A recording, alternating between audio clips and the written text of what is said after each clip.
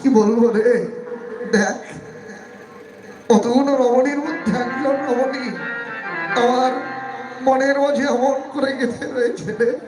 দেখ সব